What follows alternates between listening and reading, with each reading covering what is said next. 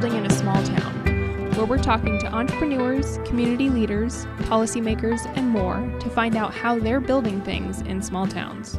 I'm your host, Shelby Smith.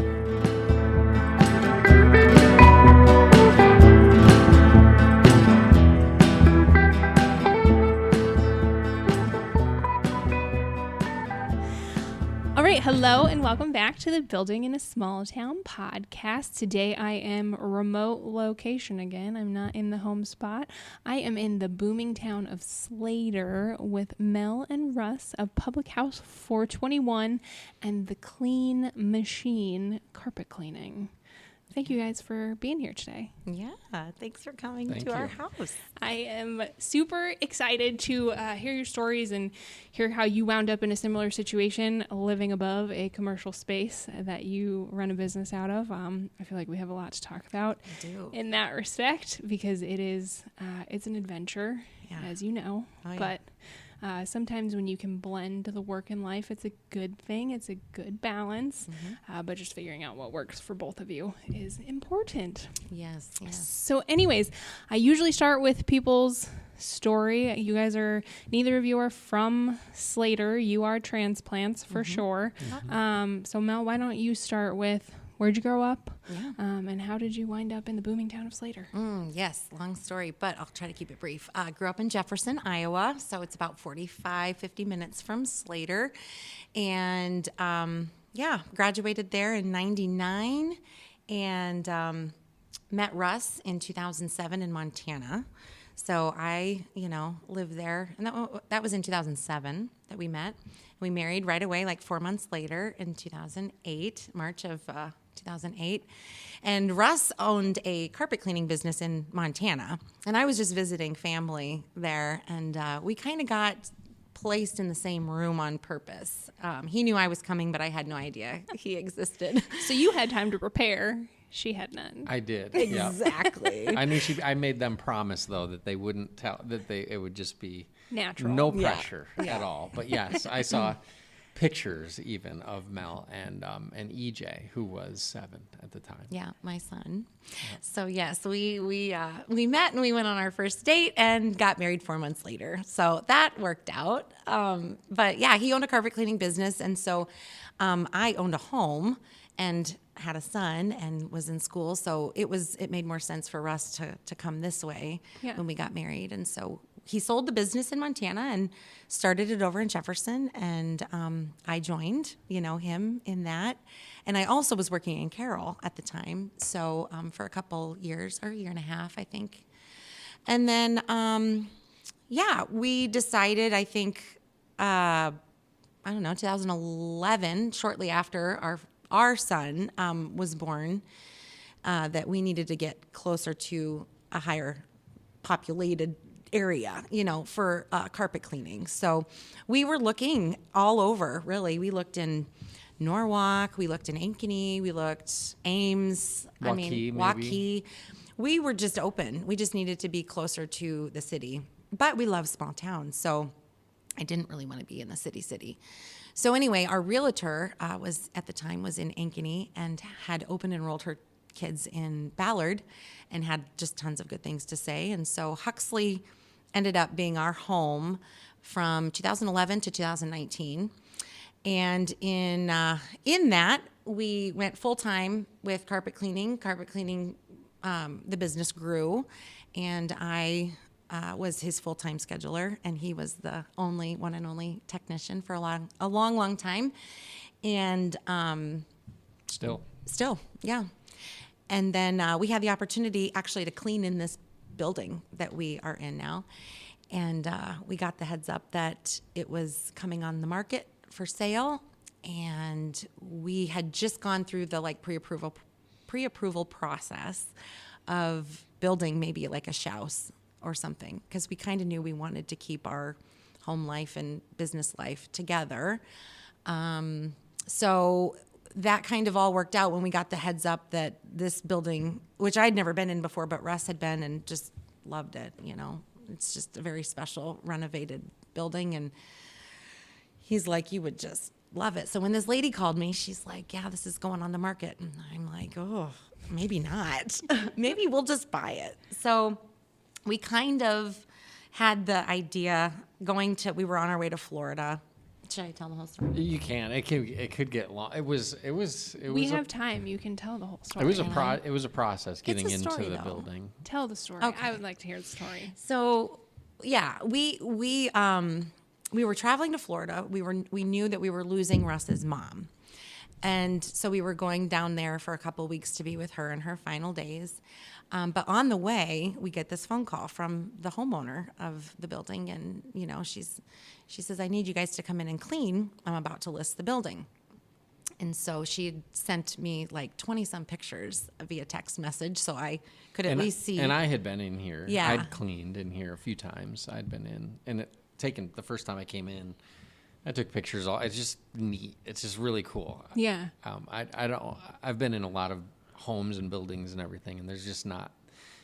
I'm not often in a building that I was just struck by how cool it was. I was amazed at how well it was restored, and it was just really neat and interesting. And I never imagined we'd buy the building, but I remember sending Mel a bunch of pictures coming in 2014. Mm-hmm. Anyway.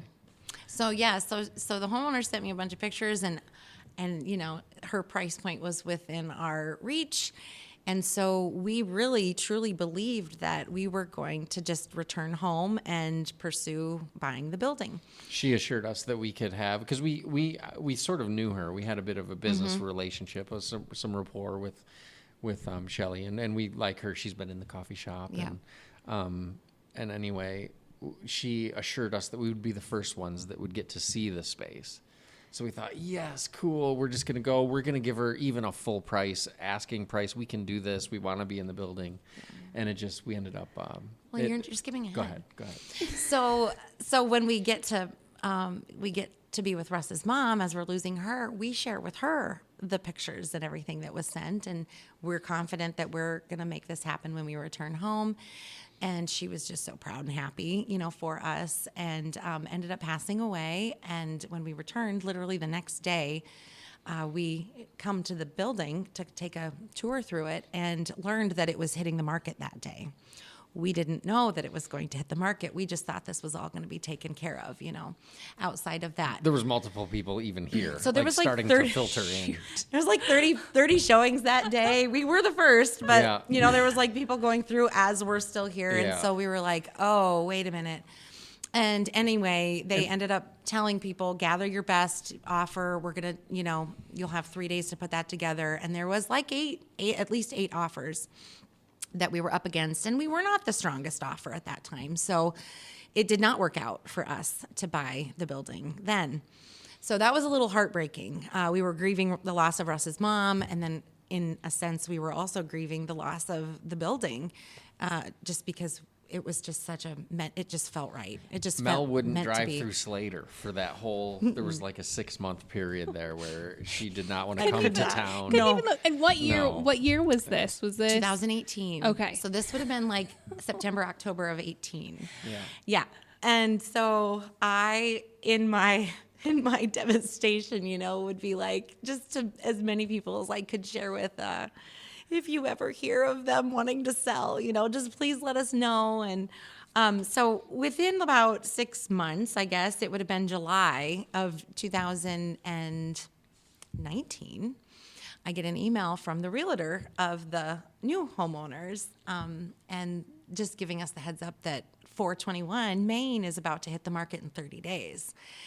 And I was like, no, it's not. We can't let it hit the market. So I let Russ know, and we're just like, okay, let's go in with we were a little bit in a little bit better of a situation. We were more prepared. We could prepare our home to sell quickly. So yes, we ended up buying it without it hitting the market when it went kind of for sale again. And so and that happened all within the same year, which was really a miracle. I don't know. It was kind of like we needed to let it go. Yeah. First. For it to come back. Almost. Well, yeah. and do you know, I'm so curious on that first person. Did they plan and intend to use the commercial space, and then it just fell through, became more expensive than they thought it was going to be, et cetera, et cetera. I think they intended to rent it because they had a big for rent sign downstairs. Yeah. And they called us and attempted to rent it to us. But we weren't interested in renting it. No. We wanted to live. If we were going to be here, we wanted the whole thing. We wanted to live upstairs so we didn't rent it. And nobody else did either. no, it's sad. Yeah. Actually, I was hesitant. I didn't like to come. I would look because I was in Slater with some regularity, working and cleaning and stuff, and I would always drive down and look carefully because I was hoping that I would see that for rent sign just still sitting there because I really didn't want them to find a great renter that was going to spend the fortune to be here because maybe they'd still be here if they did, but it just sat empty for 6 months. Very likely they would have, if they had found the proper cash flow, shall we say. At the rental price that they were asking, it would have paid the mortgage. It would have paid the mortgage on the whole building, and I said I couldn't sleep at night knowing that I was paying their mortgage just to be in the bottom part. I loved the building, but not like that. No, well, it doesn't necessarily make financial sense from a business perspective either. And especially a carpet cleaning. We didn't need we loved this, but I didn't really need my carpet van for a while. I backed it in here, and we enjoyed the space. We had friends over, and I would just, the van, I would just park it right here, and it was cool. But it's such a cool space. I think that we felt like it needed to be. It's the center of town. It always has been. It's the nicest building in town, and it has the potential to be the anchor. So special, yeah, so it's special. The anchor. It is, yes, of the town. It is. It's the nicest building in the best location, and it's an opportunity and almost a responsibility, I think, to properly care for it and to, like I said before, I think eventually we have a 13-year-old, so we have to have lots of time for him and just for raising the family. But as years go by, I hope that we will sort of surrender more and more of the public house to the town. We started with the coffee shop, but we have all these amazing dreams of what could happen here and have already started. I mean, there was a small wedding here, and it's just that we love it. We love the whole idea. We love the history of the building. We love having this opportunity. How many opportunities do you get to sort of shape a town even a little bit in the direction that so many people are so excited about that we've done this. It doesn't make sense in a lot of ways that all of a sudden Main Street Slater has a legitimately sort of swanky, thing that wasn't there before. So hopefully we're hoping to inspire some others to put together something special on Main Street in Slater that might be cool enough that would cause you to come from maybe Ames or Ankeny or Polk City and we have found so much of that that they love it enough that they would come to Little Slater and see what's going on around here. Yeah. To build off of the momentum that you guys are building with the space. Yes. I love it. I really like that. So I want to go back to you a little bit, Mel. What did you do coming out of Jefferson High School? You said you were working in Carroll. What were you doing in Carroll? I worked at American Home Shield for 6 years as a sales rep. And, that actually trained me for what I stepped into with the clean machine. I was just going to say, how was that sales role and everything else? Yeah. Did you enjoy it? I did. I loved it. It was a cubicle job. So, I mean, my favorite show is The Office. I can totally relate to that in that environment, just having everybody there. And so it was very much like The Office. But, I fielded calls. So people would call me and I would talk, the customer service. I was trained in sales. It made it very easy to transition into. In fact, I took a lot of the method and the model and the note, how I take notes, what came from that 6-year period. It just really prepared me to step right on in and be able to field calls as they're coming in and set up the schedule. And it was very natural. So I was really thankful for that little season that set me up to really, because he didn't have a scheduler before, we got married.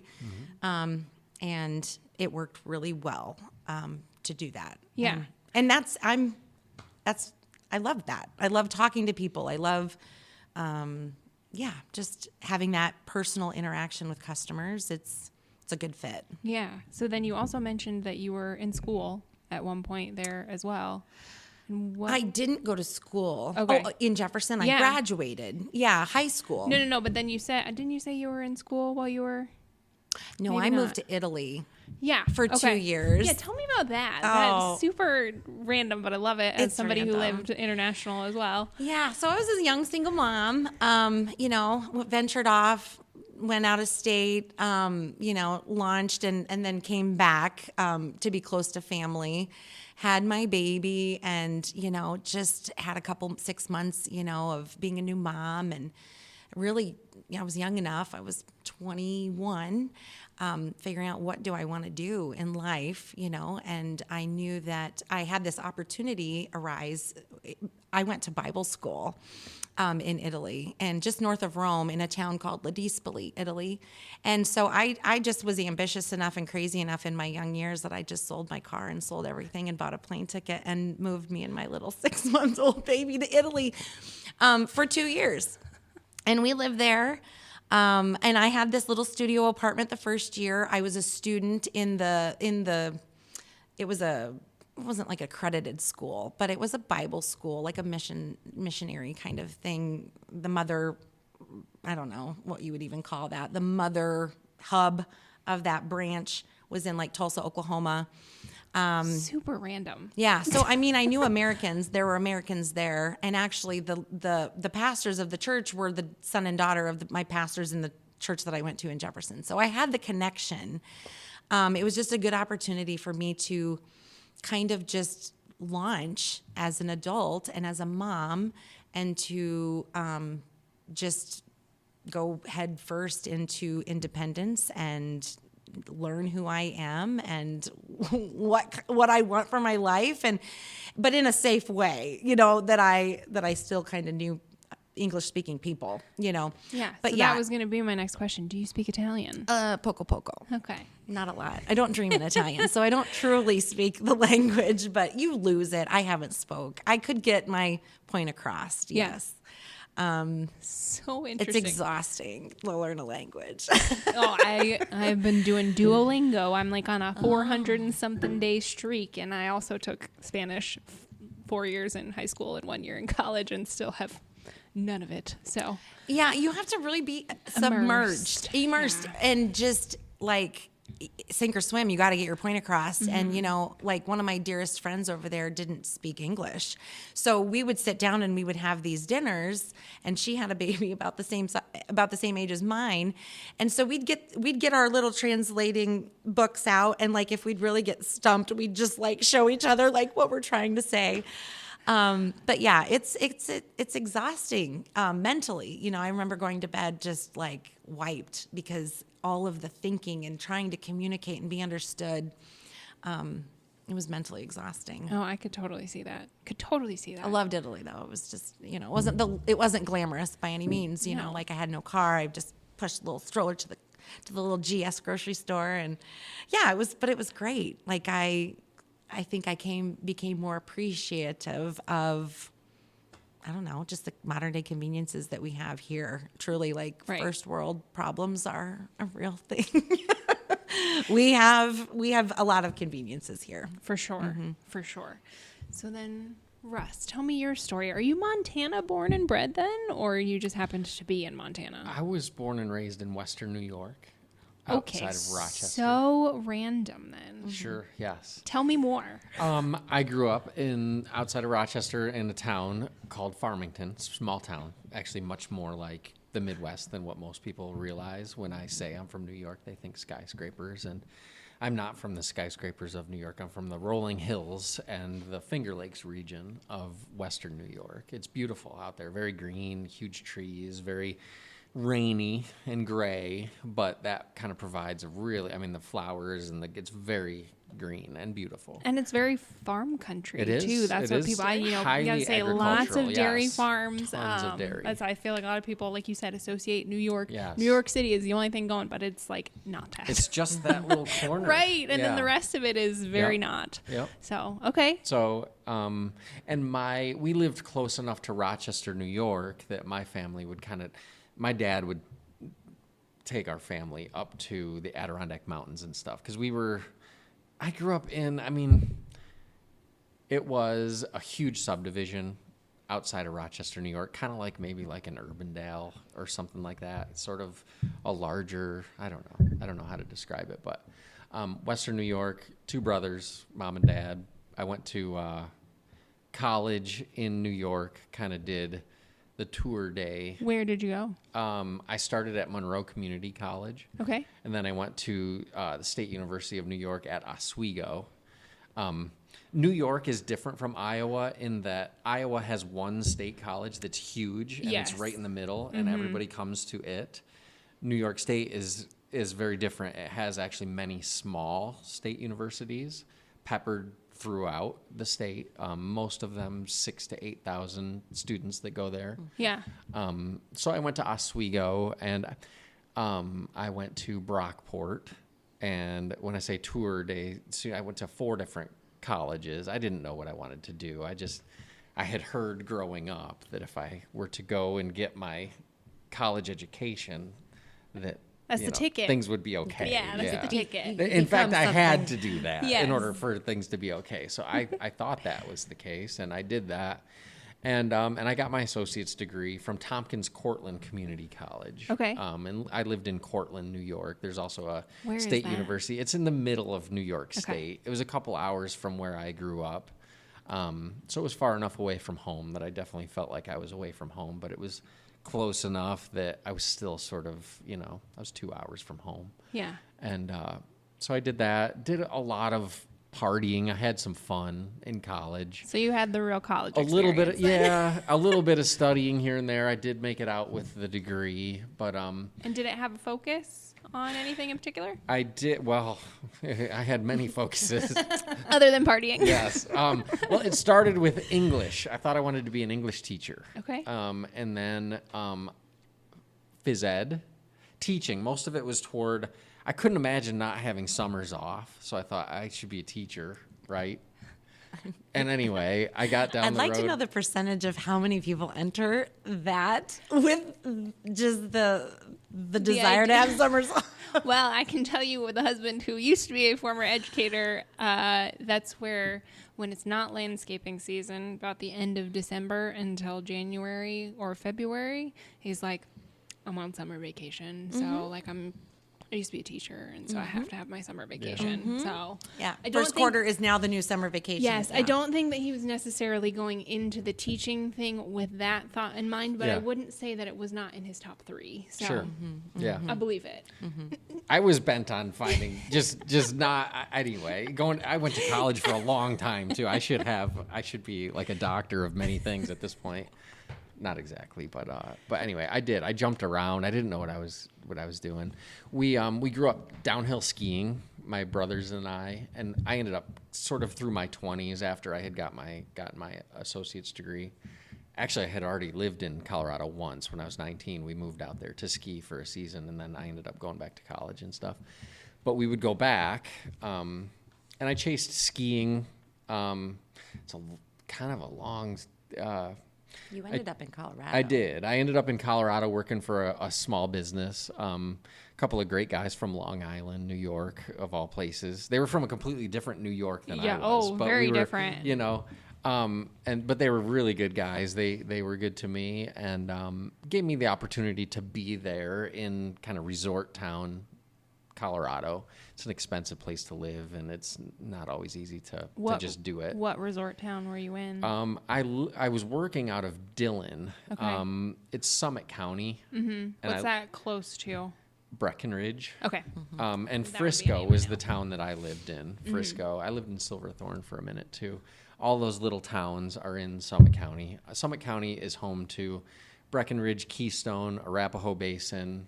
It's just over the pass from Vail. Vail is 35 minutes from Summit County. Okay. So it's right in the middle of it. If you want to go skiing, you should go there, or Utah or something like that. That was what we were there for. Ryan and I moved out there and chased skiing. I ended up meeting a gentleman. I worked for him. His name was Charles. And he showed an interest in the work I was doing as I was working for this company in Silverthorne. And what were you doing working for that company? Were you carpet cleaning? I didn't even mention that. There you go. Yes. Okay, so this is where you learned. Yes. So I met Charles, and he showed an interest in what I was doing and asked a bunch of questions. He was real inquisitive. And anyway, I was a carpet cleaner in his second home. He was from Western Montana. Actually, he was originally from England. He spoke with this really heavy English accent. And he was talking about business with me and asking business questions. And I just had a lot of excuses. He said, well, why don't you do this on your own? And couldn't you do this? And I didn't have enough money, or I didn't have enough whatever. I had a lot of reasons why I couldn't do it at that point. Well, and did you grow up in a household that was entrepreneurial at all, or No. you were a standard suburb kid of very standard white collar? My dad worked for the post office, and my mom was a medical transcriptionist. Okay, So she typed and was a kind of secretarial in a way. So you at no point had been exposed to the entrepreneurial. No, thing. other than I should say my aunt and uncle were very entrepreneurial, Okay. and we were close with their family. So I was sort of exposed to. My uncle was a school teacher for his solid job, but he put on fireworks shows. They had a novelty shop. This is way up in northern New York, where it's this far from the border. It's Canada. They talk like Canadians. It's awesome. So I used to play. I played basketball in college at St. Joe's in Philly. So we went to Olean, St. Bonaventure, up there by Buffalo-ish, basically Canada as well is what I would call it. Yeah. So familiar, Yeah. sort of. Yeah. They were into all sorts of stuff, and I still get a kick out of that. They had a bar. They did have a bar. They had a bar in Malone, New York. Malone's right on the border. Or no, the bar was in Messina. Messina's also on the border. It's where my mom's family's from. Is up in New York, but the border of Canada. It's very rural up there. It's way more rural up there than it is here, for sure, by far. Way less populated, way more rural, way more, even more side-by-sides and motorcycles, and it's all of that. It's way more rural up there. But so anyway, I guess Back to Charles. Yes, Charles was a businessman asking me a bunch of those questions, and he ended up calling me about 6 months later, Charles, because he had found a carpet cleaning van up in Bozeman, Montana, for sale. A gentleman was in his 70s and looking to get out of the business, but it sounded like a good truck, and the price was right. I didn't have much cash at all, but the opportunity was there. I called my aunt and I said, is there any way that you have that was $4,000. And I was like, no way can I let $4,000 get in the way of me. And I'd been cleaning carpet for several years and had been dreaming kind of doing it on my own. And finally there's this van, and it's up in Bozeman, and I know there's mountains up there, and I'm going to give that a shot. So my dog and we jumped in the Subaru and we went to Bozeman, Montana. And I bought the van, and that was hard. I didn't know anybody other than Charles, and I still we weren't buddies, or he was just a guy who helped me. He's an awesome guy, but I didn't really have any. I didn't have a lot of connection. It was hard. It was tough. just completely starting from scratch Yes. in every sense of the word. Yes, and in western Montana, winters can be very brutal. Sometimes -30 would set in, and it would stay for a week or two, and real time. it was tough. I didn't even have a garage for my van. It was an insulated van, and I would put a heater in there, and I still can't believe I did that. That was crazy that I did that. Yeah. But I'm glad I did that, because we ended up being introduced. an older couple that I went to church with, and was friends with Mel's mom. Mel's mom and Debbie basically got together, and they both thought it would be a great idea that we should meet one another when Mel comes to visit for Thanksgiving. So had I known it, I never would have gone. I mean, I'm not saying because of you, but I was not looking. You were not searching. This was just something that, yeah, if I knew that they were plotting, I would have been upset. I'm very glad that they did. Yeah. Our first date was very good. It was a good first date. Yeah. Made me a little nervous there for a second. Oh, I'm sorry. If I would have known, I never would have gone. No, it's not like that. It comes out. There's no filter. I'm a verbal processor, so sorry. And this isn't going to be edited either, so awesome. It's fine. It's perfect. Welcome to married life. Yeah, right? As I'm 3 months or not even 2 months into my marriage. I'm basically a marriage expert at this point. Okay, so then are you still in Bozeman area, I take it? Mm-hmm. I lived just outside of Bozeman. To it becoming Bose Angeles sort of a situation. Yes, yes. So, Right. And it was starting back then too. Things were kind of expensive. It was a nice place to live, but anyway. yeah. So this is your first foray into business on your own kind of a situation. Clean Machine was, yes. That's what I was going to say. So what did you name it? How did you come up with the name? How did you knew no one. You were from ground zero. You don't even have friends and family to like recommend you sort of a situation. So how did you go about that when you started it up? How'd you come up with the name? It's hard to even recall. I had been seriously for years I'm an in my head kind of person. I do a lot of thinking. I have a lot of time when I'm actually physically cleaning. The hours go by, and anyway, I had lots of opportunity to dream and to think. And I don't really remember what exactly. I had this idea that I wanted it to be like, I loved the Mystery Machine and Scooby-Doo when I was a kid. So I had this idea that it would be really cool to have a carpet cleaning van that was like the Mystery Machine. Yeah. And like could maybe sort of capture that vibe a little bit. Because I just grew up on Scooby-Doo. I just love it. I still love it. But so Your van was yellow. it was just yellow. Let's it came please yellow. note that this van was 1983? Something like it was old. Ugly yellow. Beautiful shape though. It was awesome. Not a rust spot, but yellow. So when he lettered it up with red, I mean, that was kind of It fitting, ended up too. being cyclone colors. Yeah, I didn't realize that worked out. I didn't know I was doing that, but it totally was. But he put these, it looked like the Mystery Machine, kind of like. These soap bubbles. Uh-huh. Yeah. Yeah. Anyway, that was. Yeah. We probably still have old cards, yellow and red, the Clean Machine cards from Bozeman. Yeah, I've just always been kind of attracted to, and I think that was the beginning of sort of what we, and Mel does too, we have found we're similar that way, that we love Designing a brand. well, yes, totally, but also a brand that is maybe like that includes, what is the word that I'm looking for, that is like Vague enough.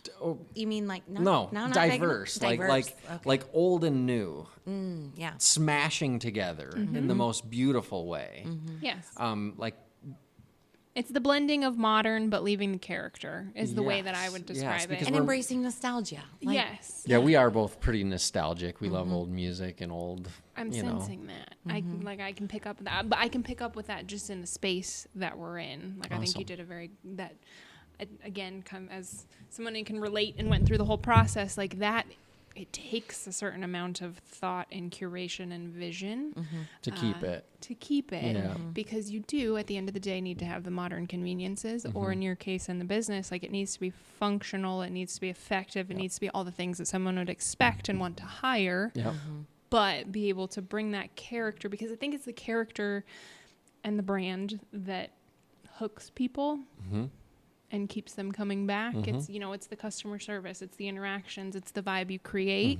It's essentially the personality, right? It's almost like you're creating a vibe. personality. You're sending a personality out into the world, hoping that people will like it and will Relate to it. Yeah, and will kind of call you, or in the Clean Machine case, call you, or in the coffee shop, come come here, you Yeah. know, and try to be near us, you know. So do you remember your first paying customer in Bozeman? I wish I could. I wish I could. But they definitely were in Bozeman. I don't remember who it would have been. I do know that it was tough going. My landlord that I rented from ended up hiring me some to do they had a fair amount of, they were not a huge property manager, but they had some to kind of get me going. I had a truck stop that I would clean monthly, and that was like I would pay my rent basically, but I was clean. It was hard. And when man. you're cleaning them though, like what are you cleaning? What are you doing? How often? Like what's the cadence? Like all of that kind of stuff. Back then, it was, well, with this truck stop, it was a monthly thing, and I don't hardly ever do anything like that anymore. But it was a monthly thing, and with customers, you know, you'd hear from them maybe yearly, or maybe in a more active home, maybe more often, and maybe less often if it's, you know, if it's someone that's just less traffic in the home or whatever. I had worked for a larger franchise carpet cleaning while I was in college, and I didn't want customers. I didn't want customers to feel like I sold them everything in the truck just to make a few extra bucks. And just working for this large franchise, I didn't like it. I didn't like that part of it, but I really did like the whole process. And I always loved providing service for people. I actually think that service is like the path to happiness for me anyway. Yeah. When I'm serving people, or it just gives me truly, it's gratification when I'm able to kind of fix a challenge that a customer asks me to do, whether it's a tile floor or carpet or whatever I'm cleaning. It's anyway. I enjoy that. And yours, it's almost an immediate gratification sort of a situation, because like you have dirty carpet, and then you know 30 minutes later you can visibly see the results already of what you did, which that's nice. Like that's one of those things that not every industry is that way. Sure. And so that is very cool. So what kind of equipment did you require at the beginning? Did this all come in this bright yellow van, or? It did. The only thing, the bright yellow van. Good $4,000 It deal. was. Yes, it was. It needed a heater, and that was it. But it was an older guy that took impeccable care of this thing. I mean, it was beautiful. Seriously, it was like 20 years old when I bought it. There wasn't a speck of rust on it. It was clean on the inside. He was so proud of it when he was showing me. It needed a heater on the inside, and that was older equipment than what I'm running now.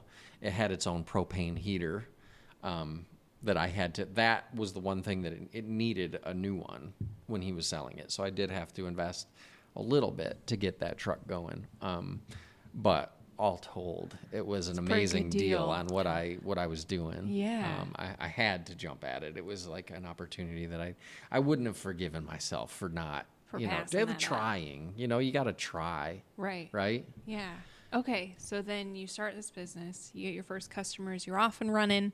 How many years until you guys were conspired and aligned? I was in Montana for 3 years. Okay.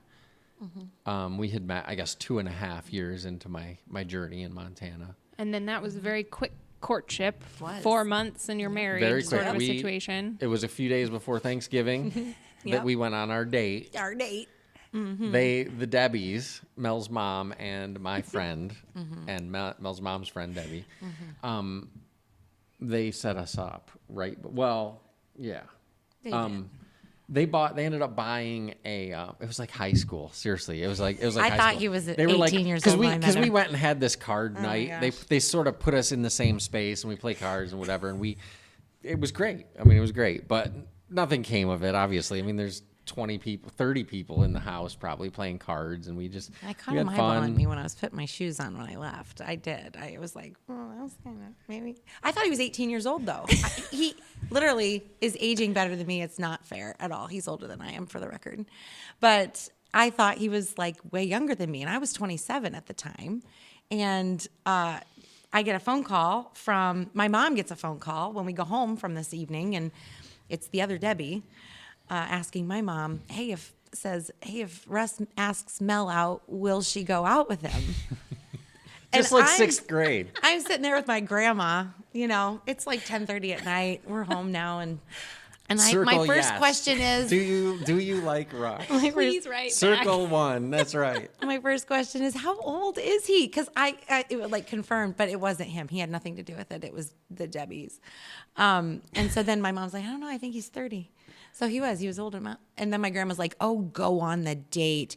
If you don't like him, you never have to see him again. And she was right, And though, she was too. right. She was right. And so I guess, I had all the childcare lined up, and we went on our date. They bought a gift certificate for us for our Johnny Carinos. Johnny Carinos. Shout out to Johnny Carinos. That was awesome. That was They're a good no date. longer in. That was a good date, It's though. something else now, but it was. I mean, our conversation, like we sat in the parking lot just talking It was before we freezing even went cold in. that night. It was freezing. It was like 35 below or something like that without Yeah. the wind chill. Yeah. It was just bitter cold. Mel left her coat at home in Mel Iowa. had like a jean jacket.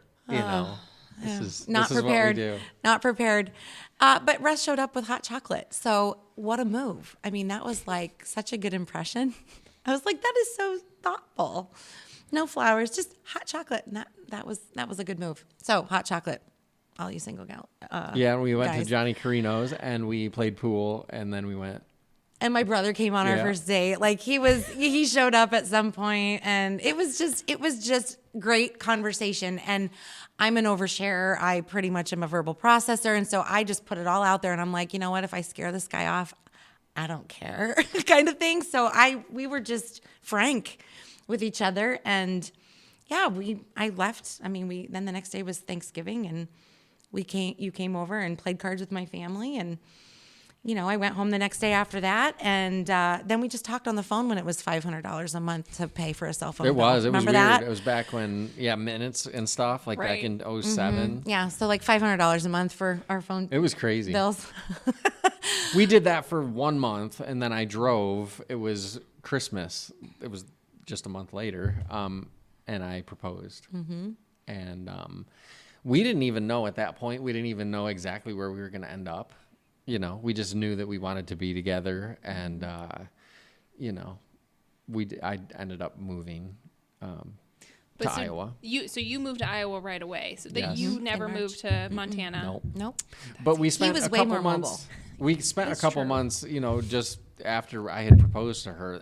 We really weren't sure, and we talked on the phone a whole lot. And yes, I ended up selling the carpet cleaning business. So tell me a little bit about that, though. Like, what was that process like of going through? Hopefully, you got more than $4,000 for it. This. Yeah. I did, Good. and I'm so thankful. It ended up being one of my friends, actually, one of the Debbie's Debbie's husband, who was a painter, and he has since sold the business as well. It's still running in Bozeman today, but that process was actually. I mean, I remember being extremely panicked and not knowing what we were going to do, but it was. Did it ever cross your mind to drive the yellow banana van to Iowa? Yes. Okay. Yeah. Decided no because I don't remember, honestly. I think he was interested Yes, business. I think so. and just And I did. There was some business built up, and some accounts, some regular work that was coming in, and I think that must have been it because, yes, I sold the business and moved here and I didn't have equipment when I moved here. well, and so was your intention when you moved here to essentially continue? Completely. Started all over. Completely, okay. yeah. Because I took that money and we bought a van Yep. immediately. It was More than $4,000. yes, Unfortunately. yep. Yes. It was It's quite okay. a bit more. Yeah. So yes, and we were in Jefferson where Mel grew up when we did that. So that would have been 2008. And then, Yeah. like I said, we did that for a little bit. I worked still until I had our son in 2010. And then Hugh worked even part-time at DMAC. I was full time at DMAC. Oh, full-time at DMAC. Oh, yeah. Part-time at Clean Machine. What were Excuse you me. doing full time at DMAC? I was their lead custodian Okay. at The third urban. shift, the urban campus. So I was commuting 67 miles each way to work third shift, and I was over a crew of like 8 people, and I was a part of the crew. We cleaned the college, the urban campus. Yeah. I rather enjoyed that, honestly. That was I didn't like the hours at all, and the benefits were fantastic. But that was okay. It was a lot of driving. In That's a 2008, it was and the gas was crazy high, and it was a I knew that was not really what I wanted to do forever, but it was a path to keep the Clean Machine dream alive, because it was third shift. That meant I could take any potential jobs that came in for the Clean Machine and try to do that. That was a real struggle, trying to do both, trying to have a full-time job and also get a brand new carpet cleaning business off the ground in a rural town in Iowa that's isolated. That was tough.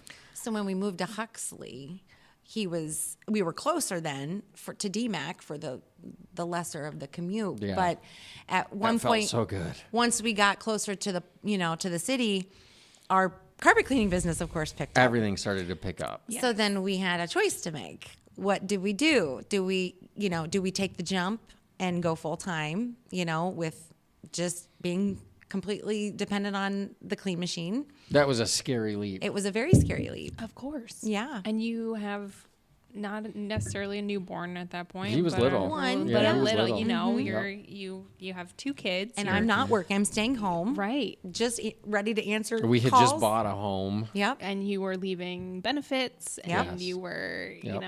Yeah. So I definitely have empathy for that person that's brought to the crossroads of, do I go full in? Do I just risk it? Or, do we stay? And we received lots of advice, from people in my family that were. Well, we went looking for it. We were trying to be smart. Yeah. I mean, we did. We went looking for solid advice. I didn't know what to do. I mean, we were taking it very seriously. We were very thoughtful about all of it, and we wanted to. Ultimately, I wanted the Clean Machine to succeed. I wanted to see it flourish. My dream, was not to be forever cleaning classrooms at a community college in Des Moines, but to rather. It is so satisfying. It has been to us to build a small business, in so many ways. It's difficult, but it's very satisfying to build things, that are cool and interesting and unique. And I mean, that's what I think. To me, that's the best thing about. That's what made America special and strong, was the independent spirit of the average American, who had a dream and was going for it. And over our history as a country, think of the coolest businesses have arisen, and they still exist. Sometimes, our favorite thing to do is to go down, Old Main Street or something like. Have you ever been to Galena? Yes. Galena, Illinois. Yep.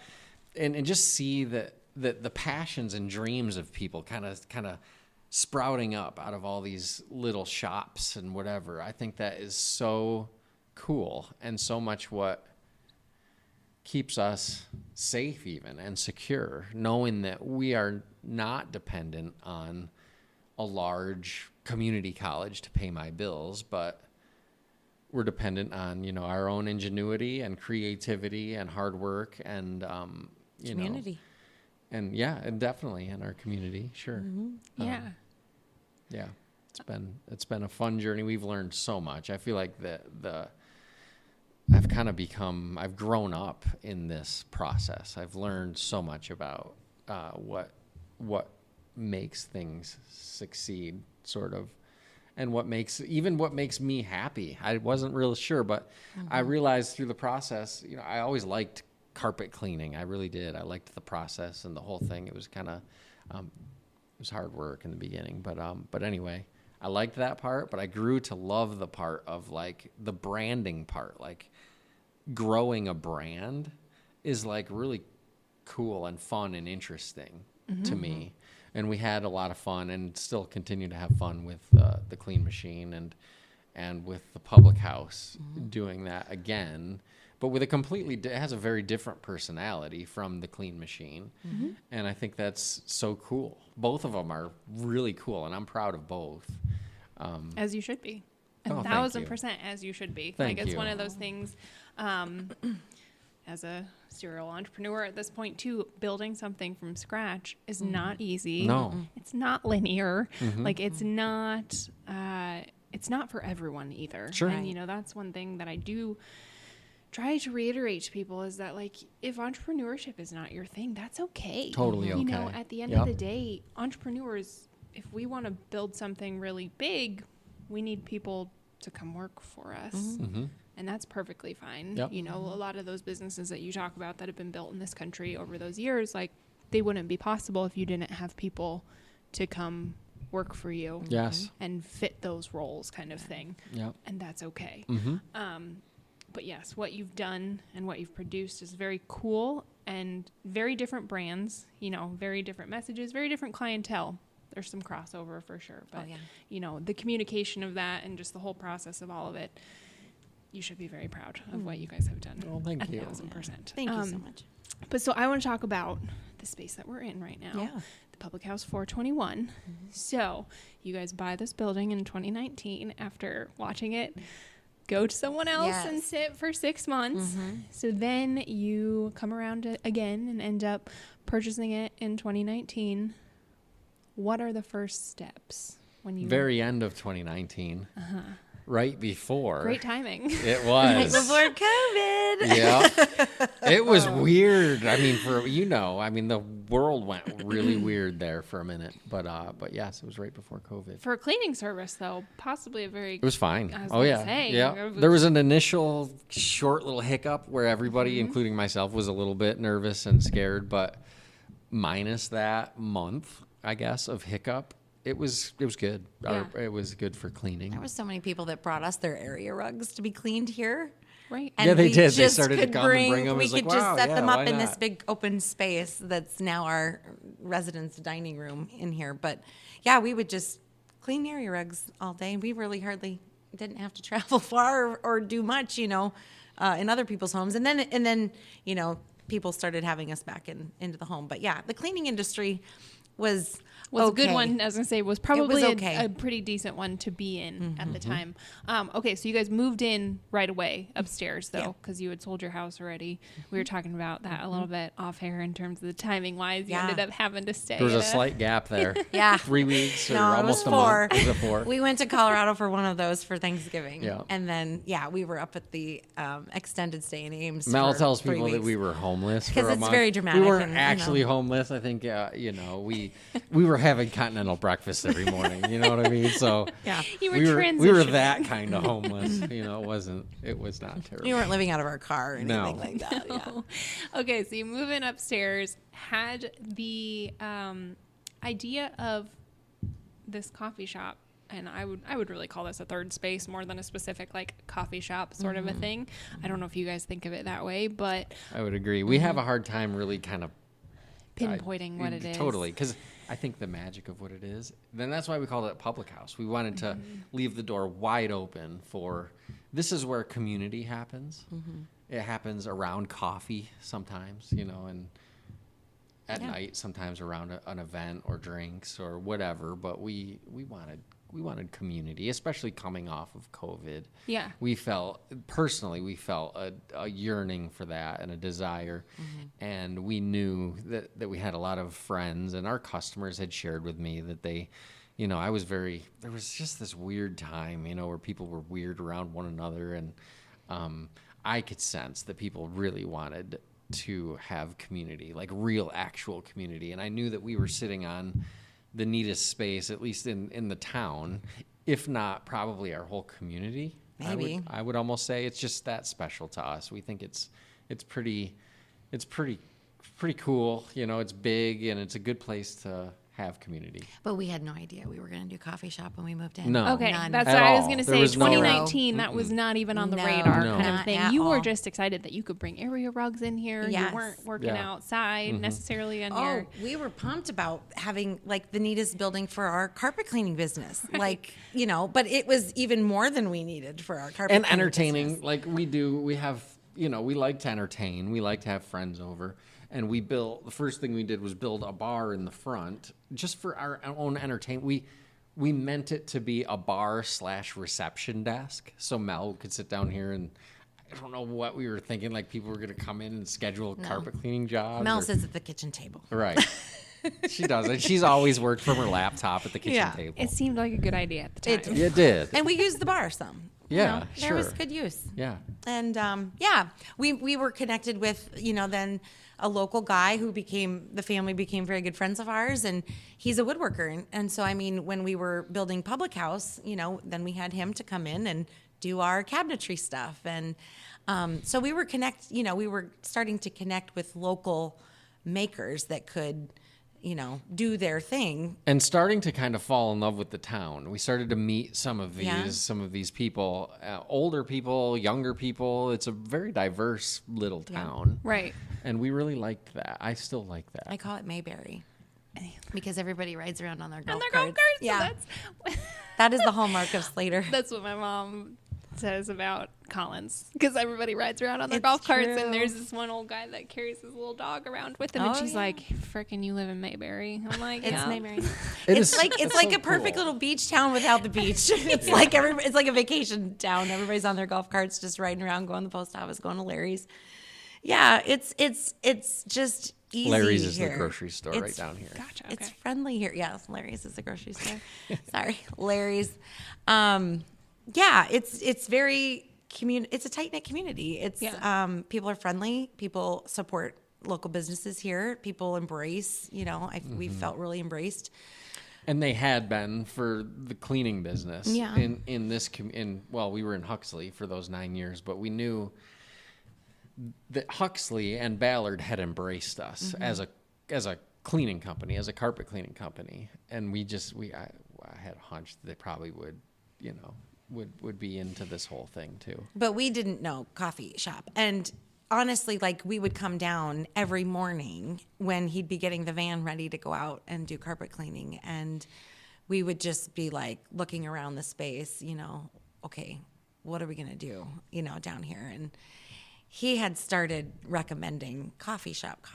And I resisted. And are you the coffee head then? Are either of you We both big love coffee it. people? I love coffee. Okay. Yeah, but I had no idea.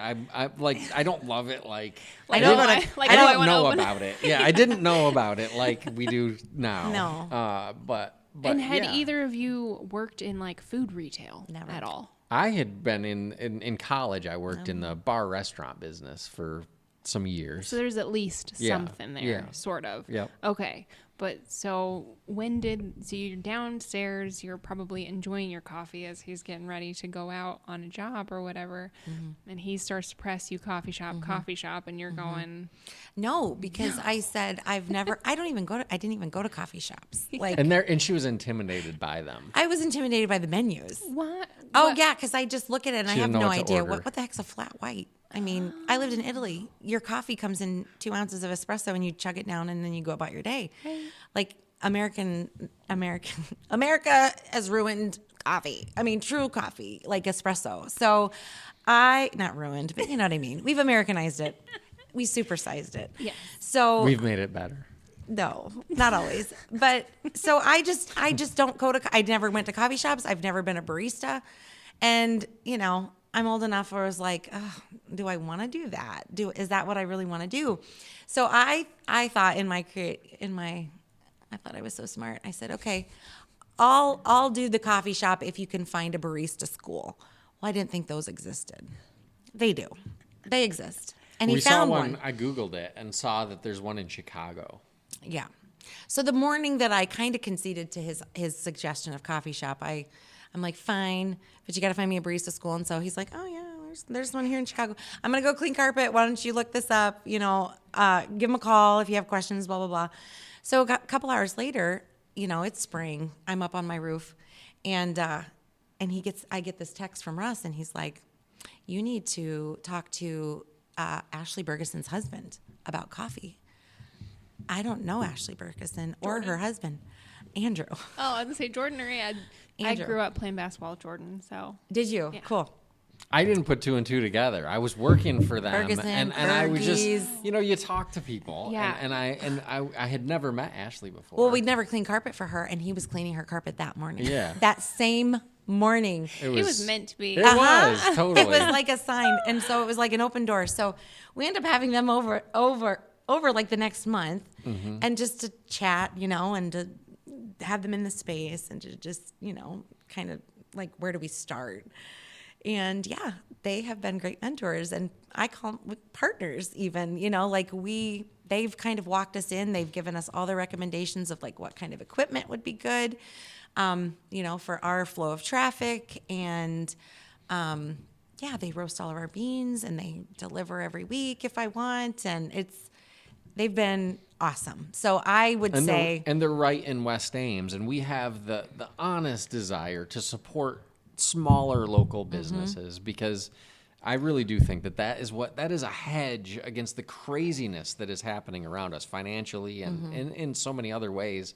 If we will support one another locally and in our communities, and if we will actually do it at every opportunity that you possibly can, if you will try your very best. I understand that money is tight, but even if it costs a little bit more to go with the little guy rather than going on your phone and ordering the thing to get mailed to you, or even if you can carry one variety, totally, within your line of whatever you have, that's still, you can grow from there. Yes.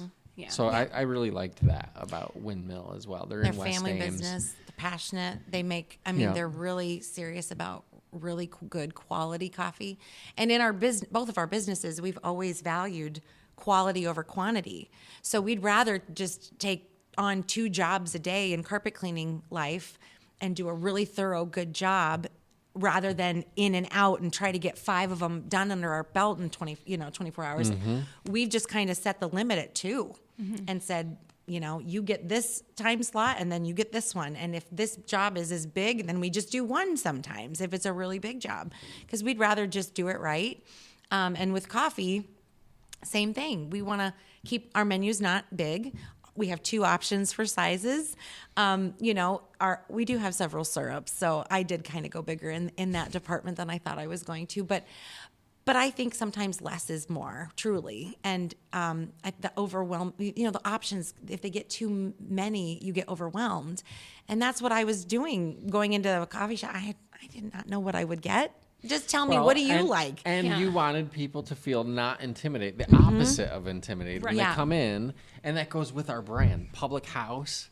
And she always says on all her signage, it's welcome home. We want people to feel very much at home, that they would come in and not be intimidated and afraid to order, Or talk about it. Let's talk about what do you like? We'll figure out what you like. Yeah. Yeah. So then talk to me a little bit about that branding piece that you guys said, you really like building the brand and all of that.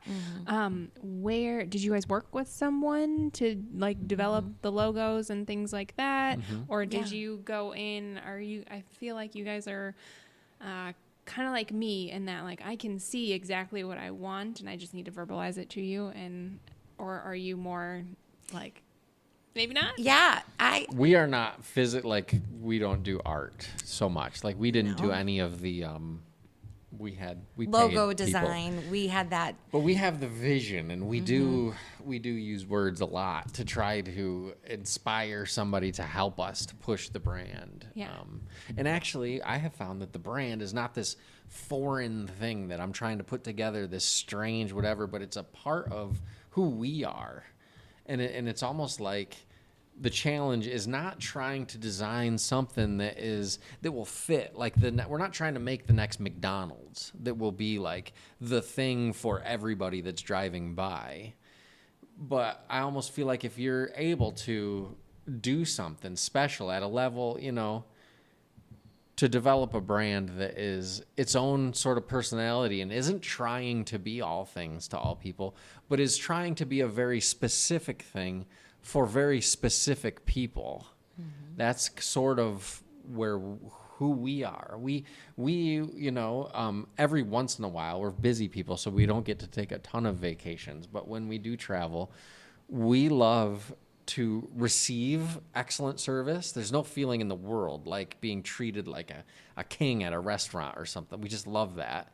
And the opposite is true, that we love to do that for somebody. It gets us going to try to, add life is hard. And if we could add a little bit to, your life, and even if it's a 5-minute interaction, I love hearing the bursts of joy sometimes when people walk in the door. It's like it's a long lost friend that walked in the door or something. That is very much why we're doing this.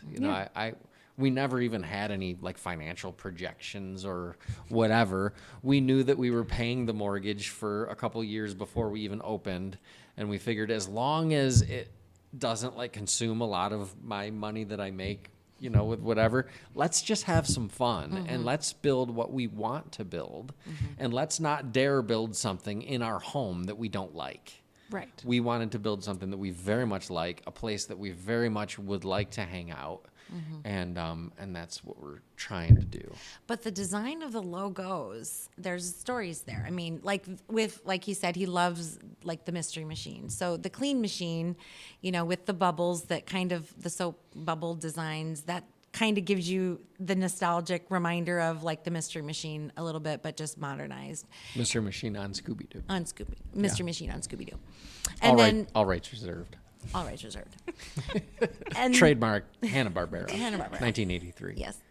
And then with Public House, and I would say also with Clean Machine, like it's not just like carpet cleaning. We say carpet cleaning and beyond, because we offer more services than just carpet cleaning.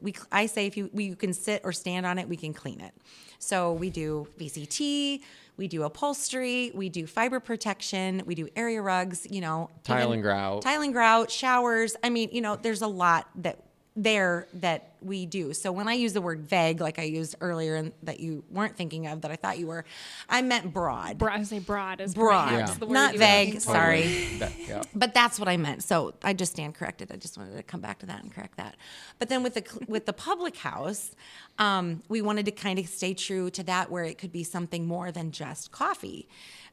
So with that, it's more of a hybrid concept business, because we also kind of wanted to do pub nights, because Public House actually pubs were derived from the words of public house. The word pub comes from Public House. There you go. He's a better communicator than I am. Yeah, right. What he said. It's short for Pub. Public House. Yeah. And I liked, so we were searching for like what would have been period. Something that would have been period for the building. Well, and we did a little bit of research. We started reading about public houses throughout history and their role in, history. Local community.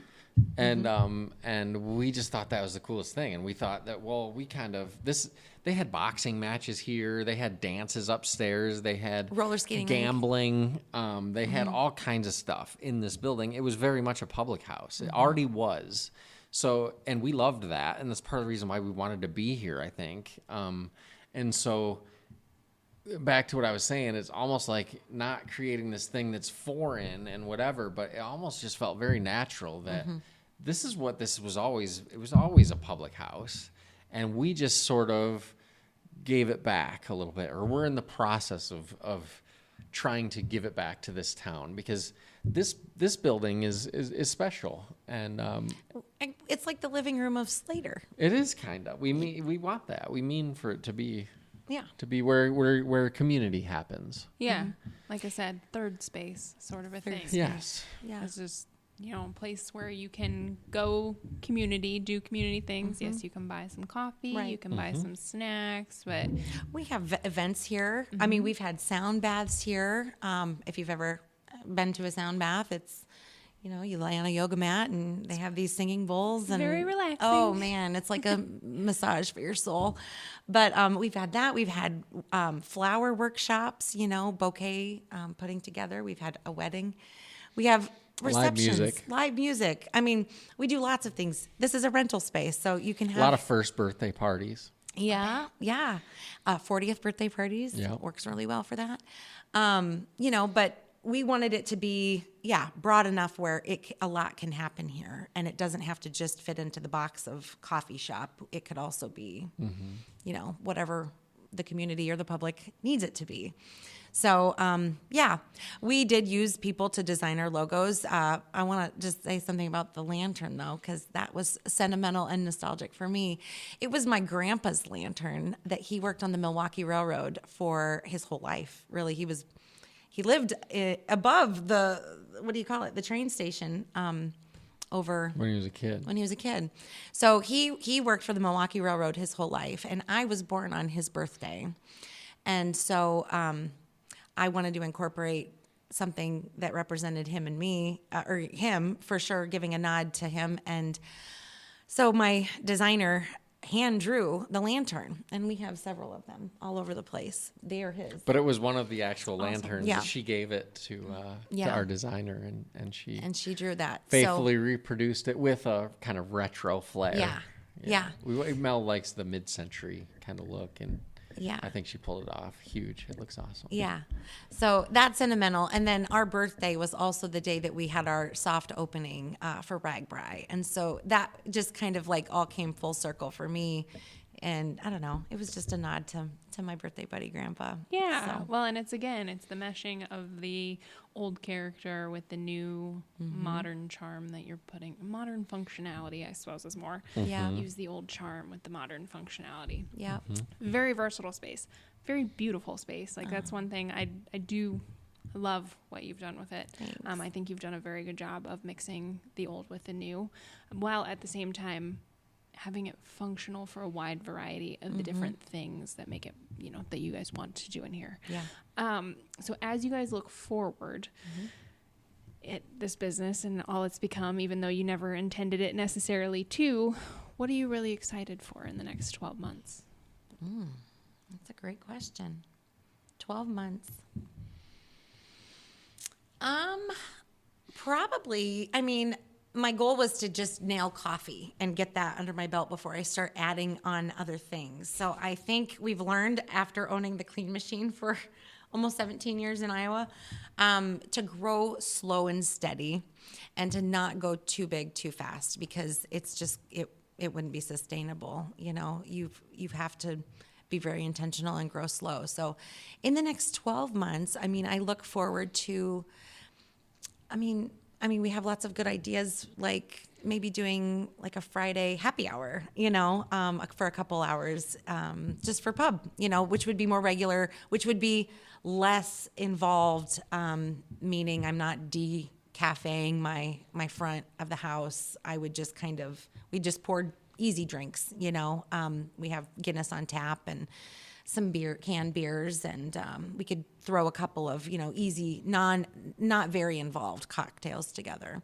So I might incorporate that, maybe an afternoon here and there when the pool's open. I don't know.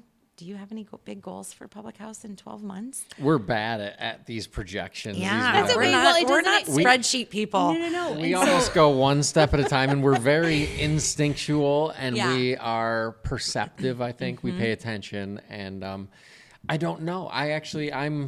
It's really a good question, it's a great question. and I'm excited because it feels like the next 12 months are going to be extremely exciting. We just had our first pub night. Was it 2 weekends ago?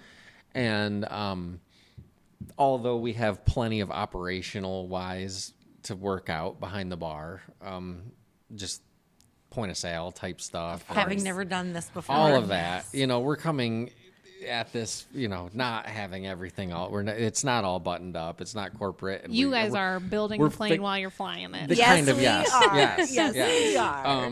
But we have this idea, and I think we are doing it.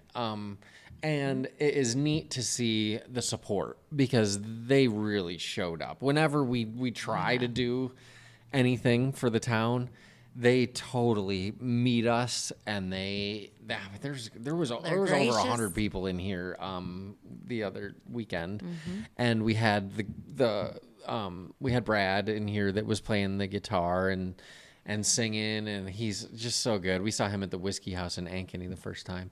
Just amazing, and he helped set the stage, because it takes a lot of little pieces, doesn't it? The lighting has to be right, the drinks have to be right, the music has to be right, the people have to be all kind of in the right mindset. And I'm excited to see what happens in the next year, because I know that we're going to get better at some of the operational type stuff.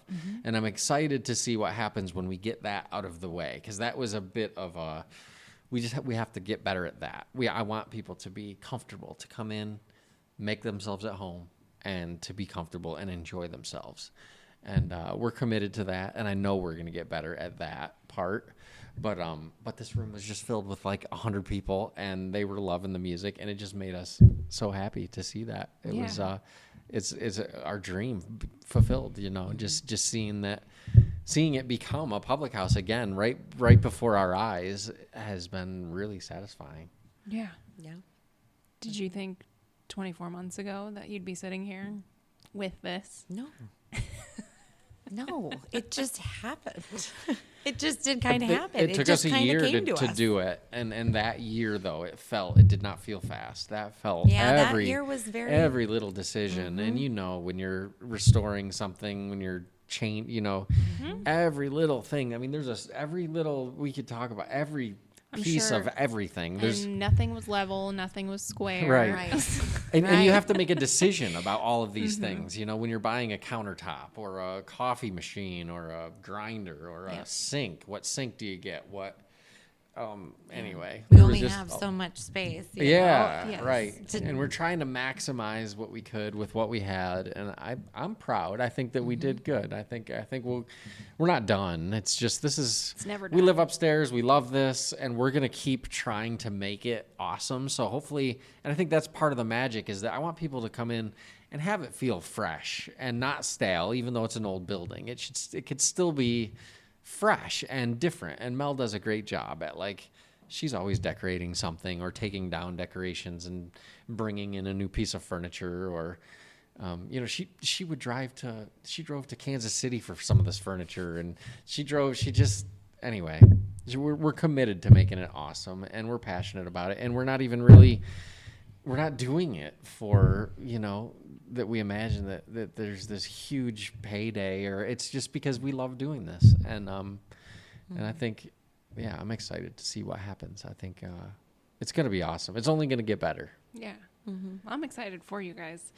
Is there anything else that you would like to leave the people with? Oh my gosh. I mean, I don't even know if any of this was helpful. No, this was just our story. That's all I wanted. I just want your story. Yeah. I want to know what I am genuinely interested in what people are building. Yeah. I also am very much a natural builder. I just interviewed a guy on Friday, and what he said, smacked me in the face. He was like, the cure for burnout is a new project. And I was like, seems how I cope with things. You're right, sir. Whether that's the way you're supposed to. But, if something feels like it's getting really stale, I start a new project, and suddenly that other thing doesn't seem as big a deal. Yeah. But so I am just curious and interested in what people are building, where they're coming from, how they got there, all of those things. So this was exactly what I wanted. Yeah. I just think, I think like you said, we're just kind of, how did you put it? We're not intuitive, but kind of just instinctual. And I think when we've just kind of determined to do the next right thing, or the next thing that makes sense for us, in business. And when you do that, okay, this makes sense, this would be good, this would benefit the community, or whatever need is out there, then you can, I don't want to use manifest, but you can create something that serves, that wasn't there before. And when you just do the next right thing, good things happen, and I don't know. I just feel like we're just walking. We're just taking one step in front of the next and hoping it's right. I'm still shocked. Seriously. I mean, it feels like just no time ago that I was, trying to get a carpet cleaning business going in Western Montana, and to, to have an opportunity like this is I don't take it lightly. I think it's a huge responsibility because if we mishandle or fumble, our occupancy in this building is relatively short in the grand scheme of things. This place is 124 years old now, and we will hopefully live to be nice and old. But even if we do, it's still just a piece of that. And I would like that piece to be one worth remembering, maybe. And so many businesses have come and gone, and we've heard about Rig, and they had Model Ts in here, and I hope that people tell stories someday about You just the want to public house. leave it better than you found it. Totally. Yes. Yes, that would make me feel really good. Yeah. Yeah, I like it. Well, if people want to find you to keep up with events you have coming up, pub nights, if they want to stop in for coffee, if they need some carpet cleaning, where should they go? Well, if it's carpet cleaning, the best thing to do is probably to email us, because Mel is serving coffee a lot in the mornings. Our email address is thegreatcleanmachine@gmail.com. Okay. Yeah.